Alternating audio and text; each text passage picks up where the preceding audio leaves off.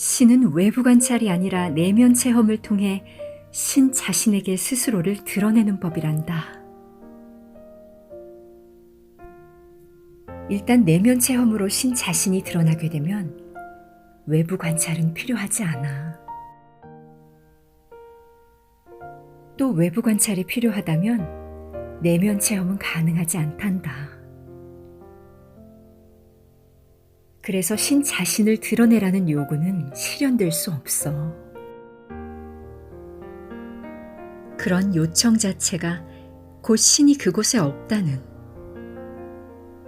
즉 신의 어떤 것도 지금 드러나고 있지 않다는 진술이 아니겠니? 그런 진술은 그런 체험을 낳게 된단다. 왜냐하면 어떤 것에 관한 너희의 생각은 창조력을 갖고 있고 너희의 말은 생산력을 갖고 있으며 너희의 생각과 말은 함께 어우러져 너희의 현실을 만들어내는 엄청난 힘을 갖기 때문이야.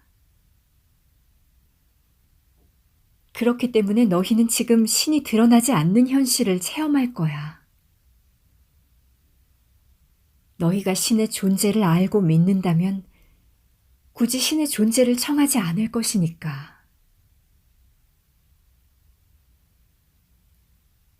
그 말씀은 원하는 어떤 것도 청할 수 없다는 뜻입니까?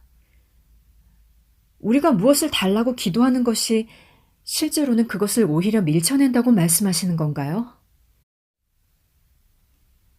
이건 너희가 오랜 세월 되풀이해온 질문이야. 나는 이런 질문이 나올 때마다 항상 답해 주었어. 하지만 너희는 내 대답을 듣거나 믿으려 하지 않았지. 지금의 용어와 지금의 언어로 그 질문에 다시 답해 줄게. 그건 이렇단다. 너희는 너희가 청하는 걸 갖지 못할 것이고 너희가 원하는 어떤 것도 가질 수 없어.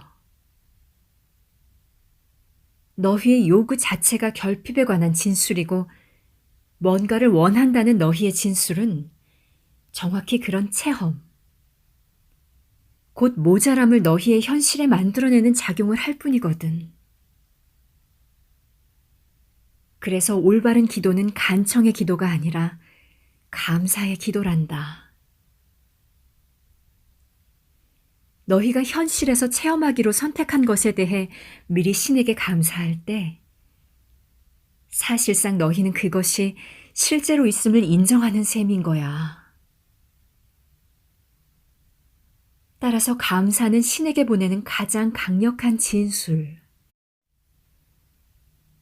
너희가 청하기도 전에 내가 먼저 대답해주는 하나의 확약이란다. 그러니 결코 간청하지 마라. 오히려 감사하렴.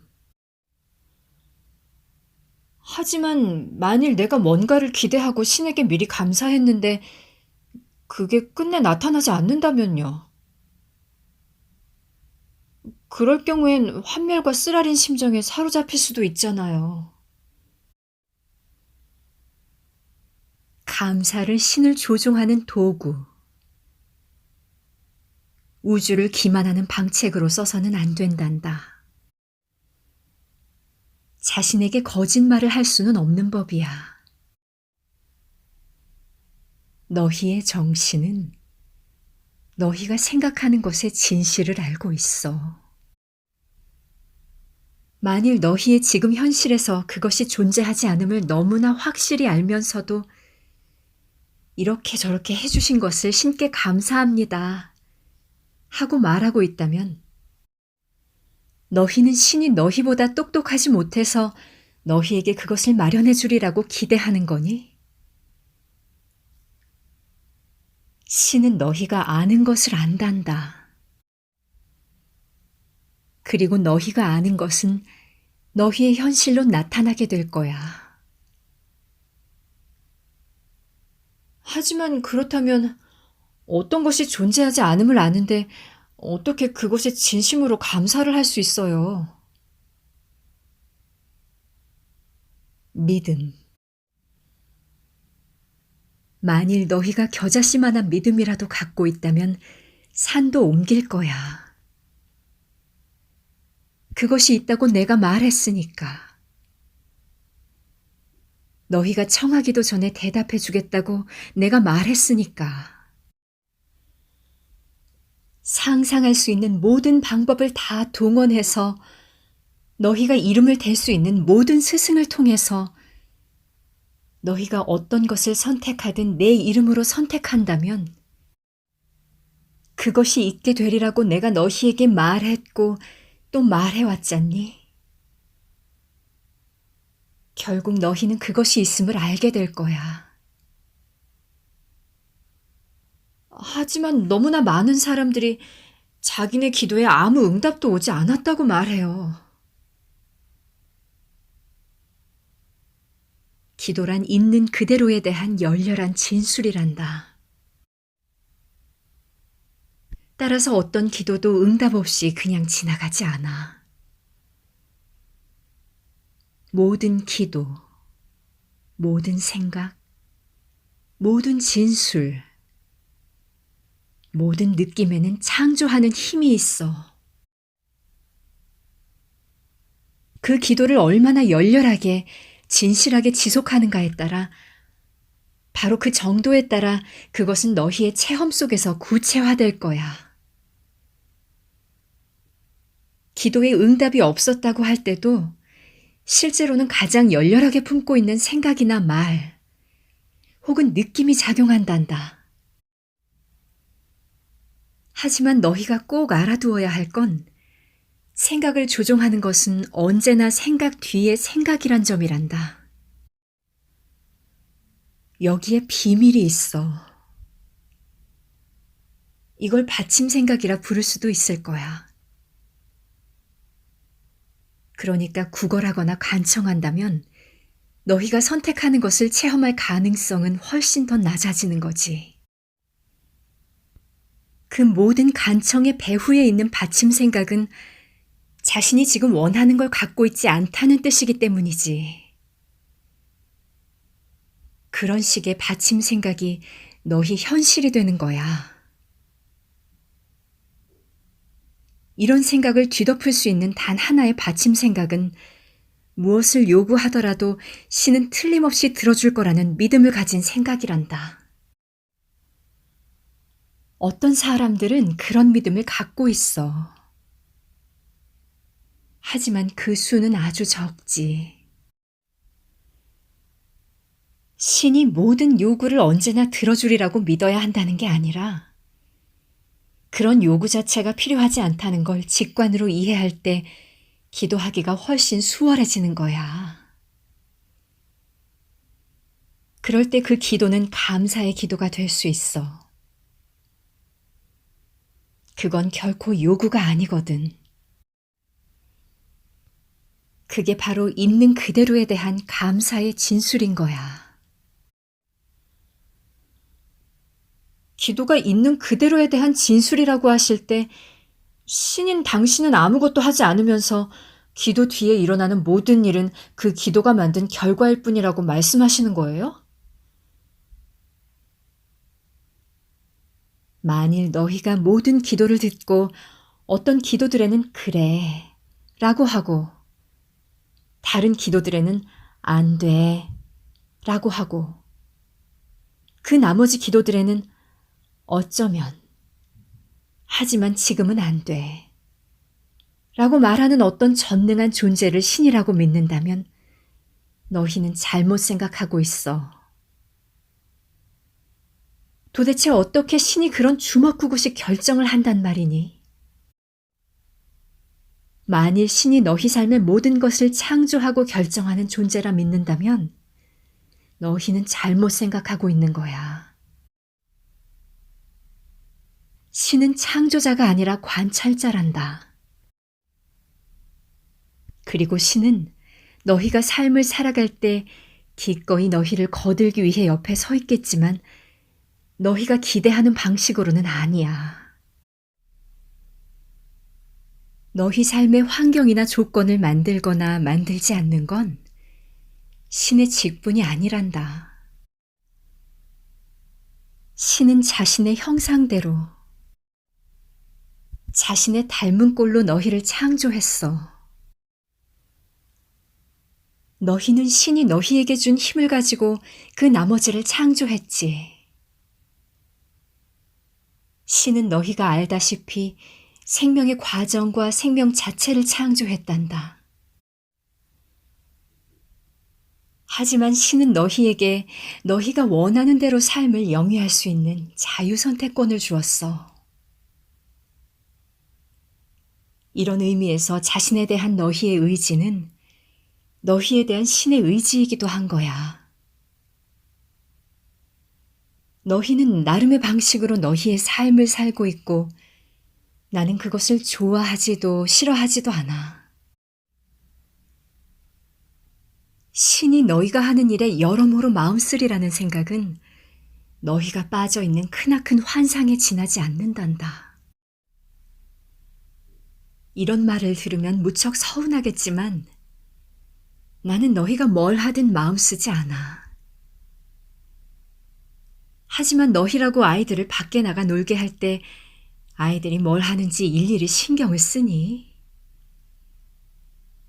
그 애들이 술래잡기를 하든 숨바꼭질을 하든 흉내놀이를 하든 너희에게 그것이 중요한 문제일까? 아니야. 아이들이 완벽하게 안전하다는 걸 너희가 이미 알고 있으니까 그건 중요한 문제가 아니야. 너희는 아이들을 편안하고 만사가 순조로워 보이는 환경 속에 놓아두었어.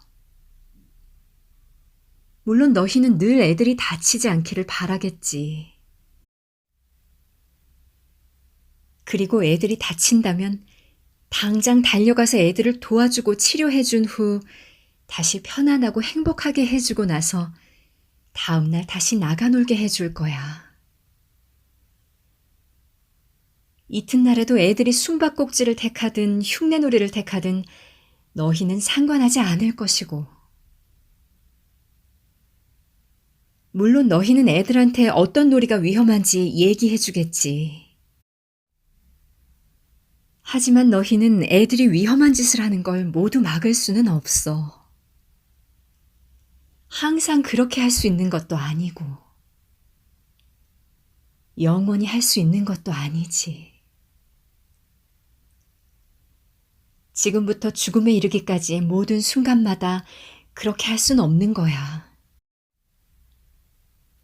현명한 부모는 이 점을 잘 알고 있어. 하지만 부모는 그 결과에 마음 쓰는 것을 결코 그만두지 못해. 과정엔 그다지 마음 쓰지 않지만 결과에는 무척 마음 쓰는 이 같은 양면성이 신의 양면성을 설명할 때 비슷한 예가 될 수 있어. 하지만 어떤 의미에서 보면 신은 결과에도 마음 쓰지 않는단다. 특히 궁극의 결과에 대해서는 말이야. 궁극의 결과는 보장되어 있기 때문이지. 따라서 삶의 결과가 불확실하다는 생각은 인간들이 품고 있는 두 번째 크나큰 환상일 뿐이야. 너희의 가장 큰 적인 두려움을 낳는 것은 궁극의 결과에 대한 이 같은 의심이란다. 너희가 결과를 의심한다면 너희는 창조주, 즉 신을 의심해야 하고 신을 의심한다면 너희는 평생 동안 두려움과 죄책감 속에서 살아야 하기 때문이야. 너희가 신의 의도와 이 같은 궁극의 결과를 낳을 수 있는 신의 능력을 의심한다면 어떻게 한시라도 마음 편히 쉴 수 있겠니? 어떻게 단 한 번이라도 진실로 평화를 찾을 수 있겠니? 하지만 신은 의도대로 결과를 만들어내기에 충분한 능력을 갖고 있어. 그런데도 너희는 이것을 믿지 못하거나 믿지 않으려고 해. 그래서 너희는 신의 의지를 회방할 방법을 찾아내려고 신과 맞먹는 힘을 너희의 상상 속에서 창조해내야 했지. 결국 이렇게 해서 악마라 부르는 존재가 너희의 신화 속에 탄생하게 된 거야.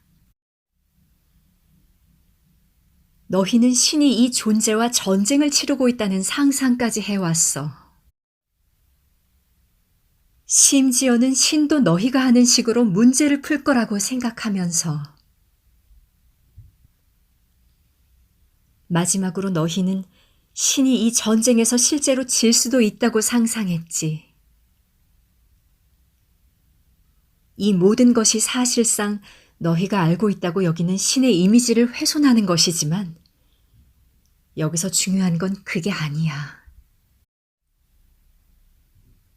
문제는 너희가 환상 속에 살고 있고 그 때문에 두려움에 시달리고 있다는 거야. 신을 의심하겠다는 너희의 바로 그 결심 때문에. 하지만 네가 새로운 결정을 내린다면 그럼 어떤 결과가 빚어질까? 내가 말해줄게. 너는 부처처럼, 예수처럼, 그리고 너희가 일찍이 숭배했던 그 모든 성인처럼 살게 될 거야. 하지만 앞서 존재했던 다수의 성인들에 대해 그랬듯이 사람들은 너를 이해하려 들지 않을 거야. 그리고 네가 느끼는 평온함과 삶의 기쁨과 마음속의 법렬을 설명하려 들면 그들은 너의 말을 듣긴 하겠지만 받아들이지는 않을 거야. 그들은 네 말을 따라하겠지만 거기에 덧붙이려고 할 거야. 그들은 자기네가 찾지 못한 걸 네가 어떻게 찾아냈는지 궁금해하다가 이윽고 질투를 키워가겠지. 그 질투는 얼마 안 가 분노로 바뀌게 될 것이고 그들은 화를 내면서 신을 이해하지 못하는 쪽은 오히려 너라는 걸 너에게 납득시키려 애쓸 거야. 그리고 네가 느끼는 기쁨에서 너를 떼내지 못한다면 그들은 크나큰 분노에 휩싸인 나머지 너를 해치려 들 거야. 그리고 네가 그래봤자 소용없다. 죽음조차도 네 기쁨을 방해할 수 없고 네 진실을 바꿀 수 없다고 하면 그들은 분명히 너를 죽일 거야. 그리고 나서 네가 죽음을 받아들이는 그 평온함을 보게 되면 그들은 성자라 부르며 다시 너를 사랑할 거야. 자기네가 가장 소중히 여기는 것을 사랑하다가 파괴하고 다시 사랑하는 게 사람의 본성이기 때문이야. 하지만 왜죠? 우린 왜 그렇게 하는 거죠? 인간의 모든 행동은 그 가장 깊은 단계에서 두 가지 감정 중 어느 하나, 곧 두려움이나 사랑에서 시작되기 때문이야. 사실 영혼의 언어 속에는 단 두 가지 감정, 단 두 마디 말만이 존재한단다. 이 둘은 내가 우주와 너희가 오늘날 알고 있는 바대로의 세상을 만들었을 때 함께 창조했던 위대한 양극성의 두 극단이야. 이 둘은 너희가 상대성이라 부르는 체계가 존재할 수 있게 해주는 두 극점, 즉 알파와 오메가란다. 이 두 극점이 없다면, 현상에 관한 이 두 개념이 없다면 어떤 다른 개념도 존재할 수 없어. 인간의 모든 생각과 행동은 사랑이나 두려움, 어느 한쪽에 뿌리를 두고 있단다. 그 밖에는 다른 어떤 행동 동기도 존재하지 않아. 그 밖의 모든 개념은 이 둘의 파생물에 지나지 않는단다. 그것들은 그저 같은 주제의 변주들, 다른 꼬임들일 뿐이야. 이것들에 대해 깊이 생각해 보렴. 그럼 너는 그게 사실임을 알게 될 거야. 이것이 바로 내가 받침 생각이라 부른 것이야. 받침 생각은 사랑이나 두려움에서 비롯된 생각이야. 이것이 바로 생각 뒤의 생각이야. 이것이 최초의 생각이자 원초의 힘이고 인간 체험의 엔진을 움직이는 진짜 에너지야. 따라서 사람들의 행동이 거듭 반복 체험을 하게 되는 것이 이런 사정 때문이고, 사람들이 사랑하다가 파괴하고 다시 사랑하는 까닭도 여기에 있어. 사람들은 이 감정에서 저 감정으로 늘 흔들리지. 사랑은 두려움을 낳고, 두려움은 사랑을 낳고, 사랑은 다시 두려움을 낳고, 그리고 그 이유는 신이 믿을 수 없는 존재라는 첫 번째 거짓말. 너희가 신에 관한 진실이라 여기는 바로 그 거짓말에서 찾을 수 있어. 신의 사랑에 기댈 수 없으며 신은 너희를 조건부로 받아들이며, 따라서 궁극의 결과는 불확실하다는 그 첫 번째 거짓말에서, 너희가 항상 거기에 있는 신의 사랑에 기댈 수 없다면 대체 누구의 사랑에 기댈 수 있단 말이니? 너희가 뭔가를 제대로 해내지 않는다고 해서 신이 뒤로 물러나 움츠린다면 평범한 인간들이야 더 말할 나위도 없지 않겠니? 그렇기 때문에 너희가 지고한 사랑을 맹세하는 바로 그 순간 너희는 가장 큰 두려움을 맞아들이게 되는 거야. 왜냐하면 너희는 사랑한다고 말하자마자 과연 상대방이 그 말을 되돌려줄 것인지를 걱정하기 때문이야. 그리고 설사 그 말을 되돌려받는다고 해도 너희는 그 순간부터 이제 막 찾아낸 사랑을 잃게 될까봐 걱정하기 시작한다. 그래서 너희의 모든 행동이 상실에 맞선 방어라는 반작용이 된단다. 심지어 너희는 신의 상실에 맞서 자신을 지키려고 하지. 그러나 자신이 누군지 안다면, 자신이 신이 창조한 가장 장대하고 가장 비범하고 가장 멋진 존재임을 안다면 너희는 결코 두려워하지 않을 거야. 그토록 경이로운 장대함을 그 누가 거부할 수 있겠니? 그런 존재에게서는 신조차도 흠을 찾아내지 못할 거야. 하지만 너희는 자신이 누군지 알지 못하고 오히려 엄청나게 못난 존재라고 생각해. 그럼 너희는 자신이 그토록 못난 존재라는 생각을 어디에서 얻었을까? 온갖 것들에 대해서 너희에게 자신들의 의견을 전해준 유일한 사람들, 즉 너희의 어머니와 아버지에게서지. 이들은 너희를 가장 사랑하는 사람들이야. 그런데 어째서 그들이 거짓말을 한단 말이니? 하지만 그들은 너희에게 이건 지나치고 저건 부족하다는 식으로 말해오지 않았었니? 너희는 그들이 너희를 바라보긴 하지만 받아들여주지는 않는다는 걸 몇 번이나 느끼지 않았었어? 그들은 너희가 가장 충만감을 느끼는 바로 그 순간에 종종 너희를 나무라곤 하지 않았었냐고. 그리고 그들은 너희의 더없이 분방한 상상 중 얼만가를 무시해버리도록 유도했을 거야. 너희가 받아온 메시지들이 바로 이런 것들이야.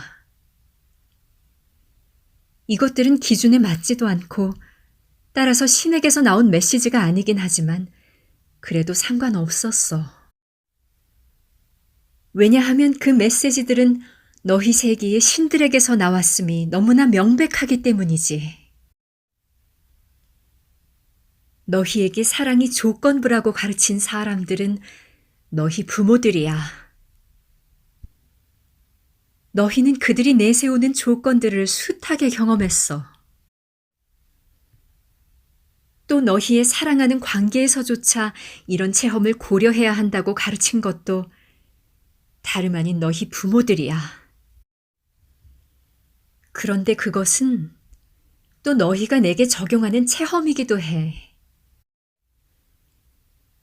이런 체험에서 너희는 나에 관한 결론을 이끌어내고 이런 틀 속에서 너희는 나의 진실이 아닌 너희의 진실을 이야기하는 거야. 신은 사랑의 신이지. 하지만 우리가 그분의 계명을 어긴다면 그분은 우리를 영원히 추방하고 영원히 단죄하실 거야.